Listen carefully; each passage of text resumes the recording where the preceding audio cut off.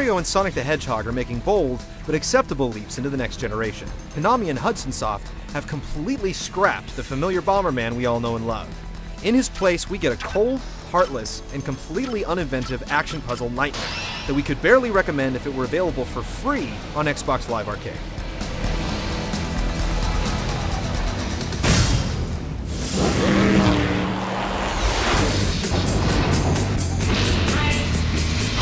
The bright, cheery environments and cute, bubbly Japanese characters that endeared millions of Bomberman gamers around the world have apparently been decimated in some sort of junkyard apocalypse. What remains is an underground prison where human slaves are forced to survive a dark, repetitive labyrinth long enough to ascend to the next level and do the same thing all over again.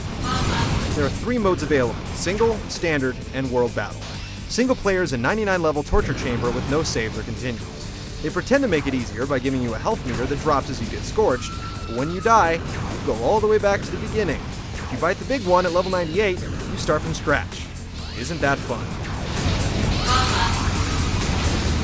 Standard mode is more of a return to old-school Bomberman. The camera is set up high and your health bar is taken away. This is a more simplified experience, but much more exciting than the single player. World Battle is Act Zero's Xbox Live component, and at first glance, the only thing that makes the title worthwhile. But you can only play with 7 other people, change your generic costume to 7 other colors, and you're stuck online.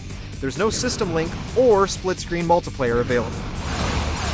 Each metallic warrior has shiny armor, and there are plenty of bright explosion effects, but for the Xbox 360, the level diversity, environment detail, and character customization is a horrible joke. Why this game is exclusive to the 360 is a complete mystery, because it appears to take advantage of about 5% of the design potential the system is capable of.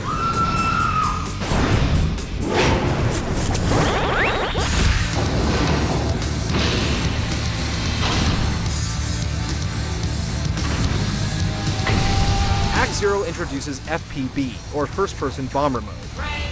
Despite its random name, it's actually not first-person, but a completely useless third-person perspective. You have to manually shift to keep up with the action.